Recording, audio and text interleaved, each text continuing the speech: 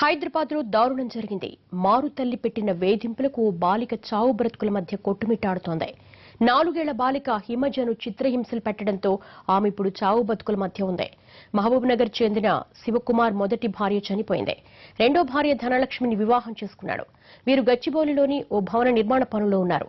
శివకుమార్ మొదటి భార్య కూతురు హిమజను రెండో భార్య చిత్రహింసలకు గురిచేస్తోంది. ప్రతిరోజు గరిటె కాల్చి వాతలు పెడుతోంది.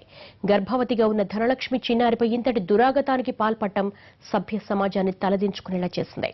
కాల్చిన గాయం మానుతున్న ప్రతిసారి మళ్లీ వాతలు పెట్టేదని చిన్నారి చెబుతున్న మాటలు విన్న వారి హృదయం ద్రవించిపోతోంది.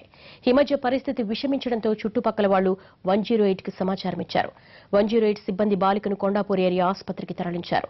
వాతలు పెట్టడంతో ఒళ్లంతా ఉబ్బిపోయి రక్తం కారుతోంది. బాలిక పరిస్థితి విషమంగా ఉండడంతో నీలోఫర్కు తరలించారు. ఇంతటి దుస్థితికి కారణమైన మారుతల్లి క్షమించమని పోలీసులు కాళ్లావేళా పడుతోంది. మారుతల్లి ఇంతటి దారుణం చేస్తూ ఏమీ పట్టించుకుని తండ్రి శివకుమార్ కోసం గాలిస్తున్నారు. ఏమైందమ్మా నీకు? ఎవరు కాల్చినారు? మమ్మీయా? ఎందుకు?